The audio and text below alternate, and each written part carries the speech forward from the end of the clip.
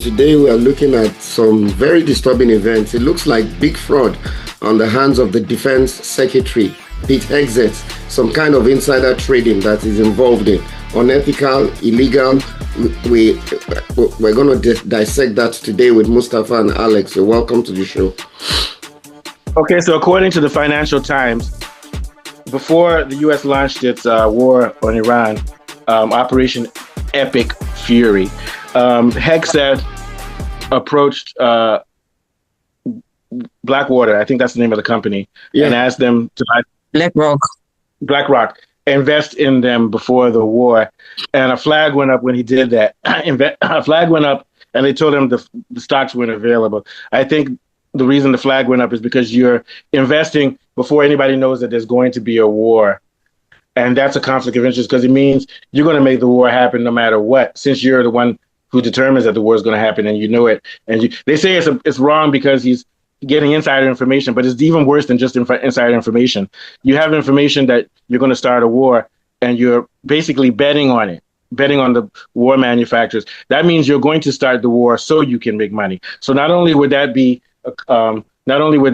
insider trading, which is illegal, it would also be unethical in that it's a conflict of interest, starting a war for profit because you'll make money on it, whether or not it's actually a good war. This didn't go through. Luckily for him, it didn't go through, because if it had gone through, this could have been a case of insider trading if they had proof. But we know that in America, if you're Donald Trump or you're Hegseth, you can get away with crimes too. Last thing I'll add before I go to you guys is it doesn't matter, because other people, lobbyists, give money to Trump. They give money to Lindsey Graham and co. These same companies give money to them before these wars start. So it's still the same thing, profiting off of war.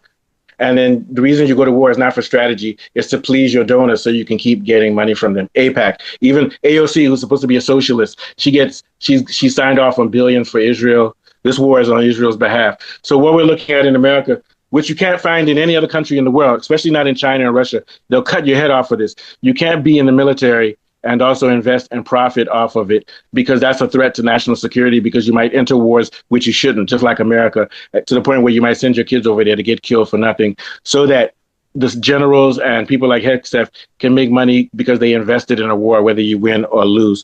What are your thoughts, Alex? I think if you wanted a cabinet member, you wanted to frame a cabinet member, you don't need him to do anything. You just need a mid-level wealth manager to flag an interest in defense stocks. And, in the world of high finance, right, there's discretionary authority. It is a thing. The broker could have moved on a general theme, like increase exposure to aerospace. And then when the time was right, that routine move gets leaked to the press as a top-down directive from the secretary. It's like, if you're looking at this, I feel like Hegseth isn't just the war profiteer, he's a sacrifice. There are actually people who benefited from this, just that he's the one who got flagged. But I feel like there are people. Yeah, but he used his own personal broker. He used his own broker, so that means he's stupid then, because there's paper trail. Yeah, there's no way he could have been that stupid though. He must be, because is he denying that? Oh yeah, they're denying that it happened, right? They're denying that it happened. So but the Financial Times, which is a very reputable newspaper, says it did happen. So like I said, yeah, he could be the scapegoat. In the Financial Times. He's going to be the scapegoat, and I don't see why these people have to do that anyway. They know they're going to get their war. They're going to make money. So why do they need to scapegoat him? Hegseth has a history of alcohol and cocaine abuse. He might have just got greedy and stupid. Lately, he's been praying over people before the war with the soldiers. Dear God, help us kill people, help us bomb them. This is someone who's gone unhinged. He's mad. You get what I'm saying? What do you think, Afolabi? He's gone unhinged. Yeah, I agree with you. And what really worries me here is that basically, if you look at this, is the timing of this inquiry that was made by BlackRock's, his personal broker. And you look at BlackRock, this is an exchange trade fund, basically a portfolio that contains different kinds of investments, but basically in the defense companies, Lockheed Martin, Raytheon, and all of that. So basically, he's asked them, maybe he's not the one, but we don't know whether he was the one that initiated the inquiry. They've gone to ask to find out, if this investment was available. Knowing fully well that, the attack on Iran was going to happen a couple of days time. So this kind of information is crucial in the stock market because it affects the price of stock. So, and it's called insider trading. So if in actual fact he was privy of the information that Iran was going to be attacked and he asked his broker to get this kind of information, then there are a lot of ethical and legal issues attached to this, basically. And the major unanswered question for me is the timing. And secondly, was it Hegseth that approved the inquiry, or the brokerage did an independent inquiry themselves? And this is where I really think they need to probe and, scrutinize. In my own opinion, this is a big enough issue for them to ask him to step aside and then ask to be investigated, personally. That's what I feel. Well, Elizabeth Warren and Richard Blumenthal are looking into this. Let's look at his history. He's the one responsible for killing those boatmen, and he gave the order to kill those boatmen in Venezuela after they knocked the ship down, which is a war crime, and then he denied it. Okay, then he's behind this bombing of these girls in in Iran. That's a war crime. Okay, then he had people saying he fired the lawyers in the army so that he could break rules that are constitutional, and also change the religious code of the army to say this is a war for God. He's done so many things which are borderline illegal. So he's absolutely out of control. Like I said, he has a substance abuse thing, and now that he's a maniac. Okay, so and I still think the most dangerous thing is, we know Trump, just all of them, Trump, Lindsey Graham, all of them are profiting off of this war. Trump has businesses, and he's tied to weapons manufacturers. So this is the scary part, is that the U.S., because we have to remember this is an American show, so we want Americans to listen here. Your country's going to war. All of a sudden, you're paying $4 per gallon for gas, and now your young men are being sent as Marines to get killed. And it could very well just be so that Hegseth and Trump and all the rich can make money. You know what Trump said today? Yeah. He said we need to start. This is exactly what he said. He said we need to start spending more on war. We need to stop spending on daycare. We need to stop spending on childcare. We need to stop spending on healthcare for people, because our number one concern now is war. He came out today and said that daycare, you know what daycare is? Money for women who need to go to work because they're poor and they need to have somebody watch it. He said those things aren't important. Trump said this. So what this goes to show you that the rich and the powerful in America have disdain for Americans. If you can come forward and say we need $200 billion for war, to pay for it, we have to cut daycare. That's the same as in the Bible where you take your baby to Baal and the god of fire, and the god of fire eats your baby. They used to do that in absolutely. That's what this is. So this is the same thing. It's the same thing, because now the mother has to leave their baby with who? They have to go to work. So what he came out and said it openly. So this shows that America has become like France. Do you remember when Marie Antoinette said, let them eat cake? Cake means let them eat. And then they start cutting off their heads. That's what America's gone to now. We go to work because we make money.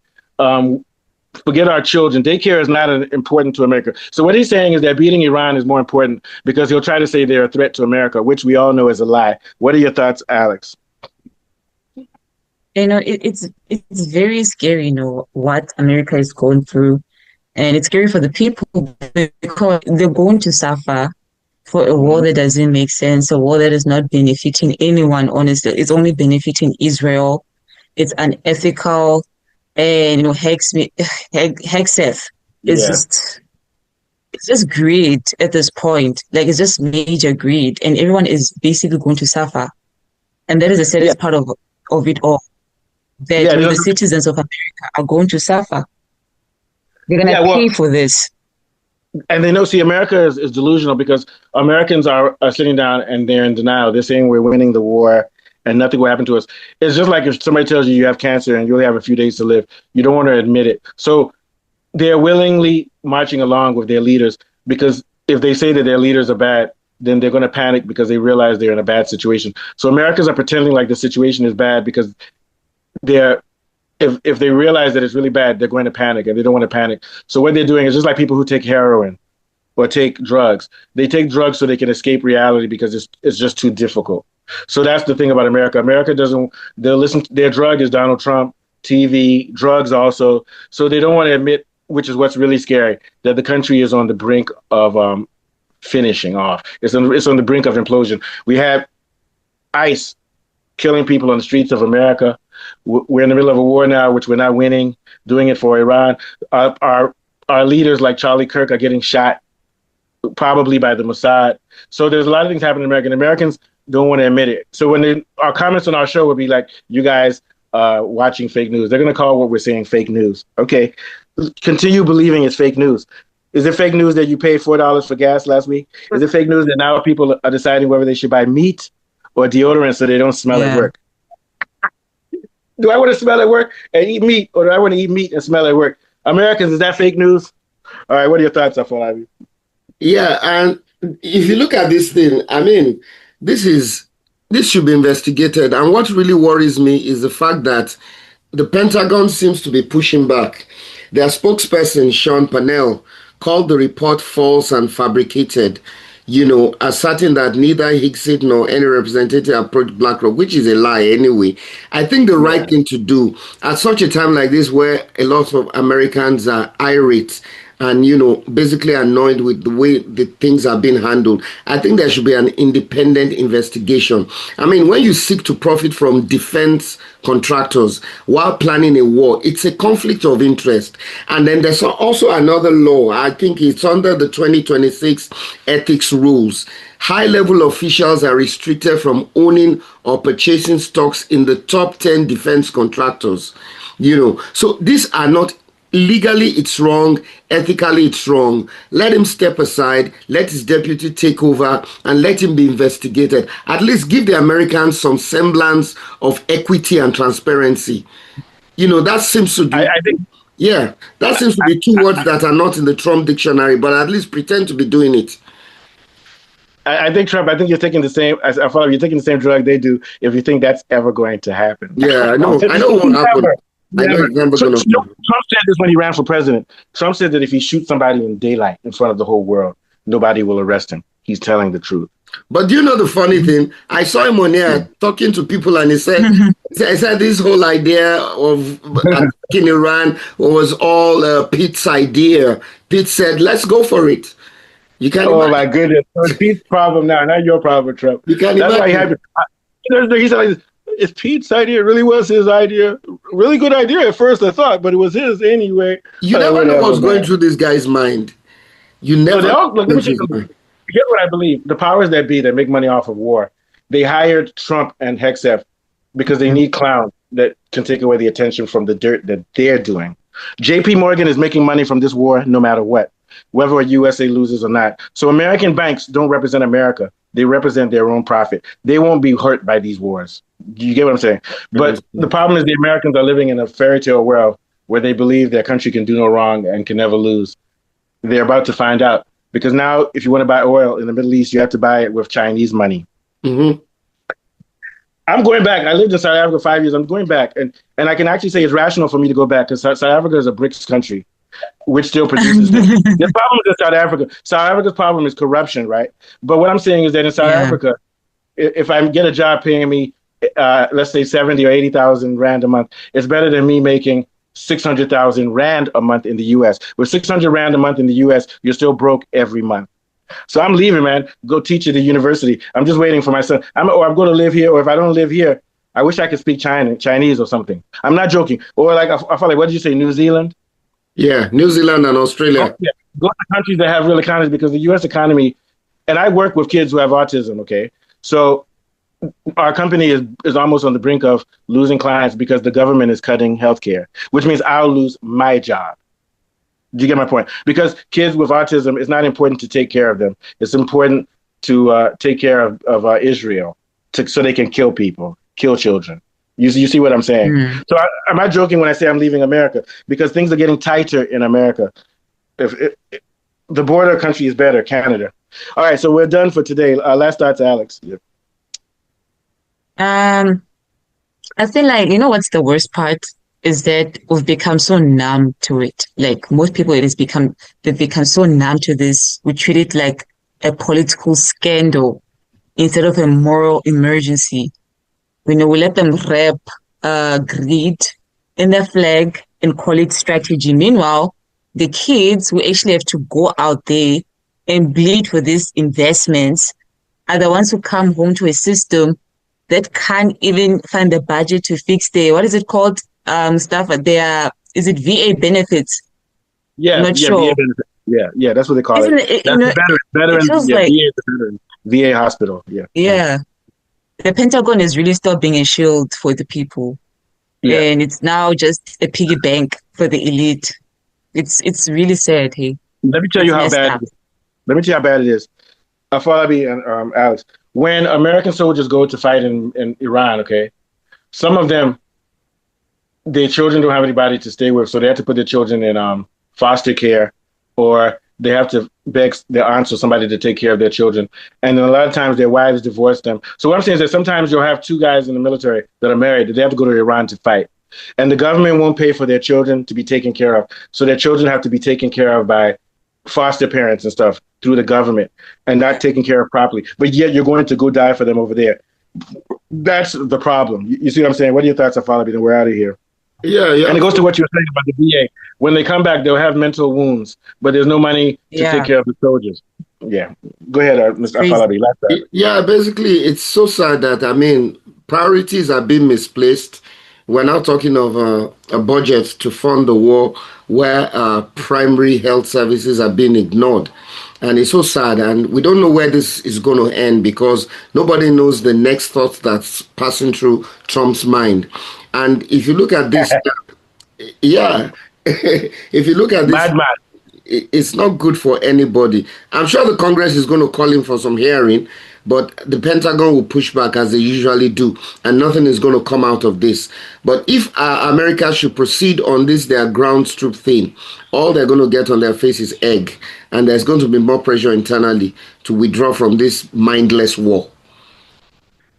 Nah, this shit is crazy, man. All right, take us out of Falabi. Yeah, it's been another brilliant show. We've been discussing with Hegseth and his involvement in some insider trading with the defense, stocks and stuff like that. Basically dipping his hand in the cookie jar while he knew they were going to attack Iran. And from Alex and Mustafa and myself, we're back again with some interesting political stories. Bye for now. He's the cookie monster. All right, get out of here. I'll see you guys on Monday. All right.